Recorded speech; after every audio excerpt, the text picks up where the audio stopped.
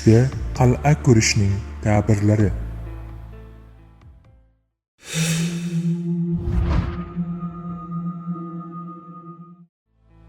Tushda qal'a ko'rish, shahar ko'rish kabi ta'bir qilinadi. Biror kishining o'zini qal'a ichida ko'rishi dushmanidan ustun kelishi alomatidir. Tushida qal'a ichida ekanini ko'rgan kishi hamma ishda ishonch va sabrga suyanadi.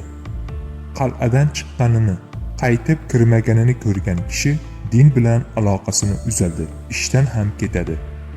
Qal'a qurganini ko'rish kelajakni kafolatlash demakdir. Tushida qal'ani yiqitganini, vayron qilganini ko'rishning ta'biri buning aksidir. Eski qal'alarni aylanib yurganini ko'rish manfaatdan darakdir. Tushdagi qal'a to'g'rilik va taniqli zot deb ham ta'bir qilinadi.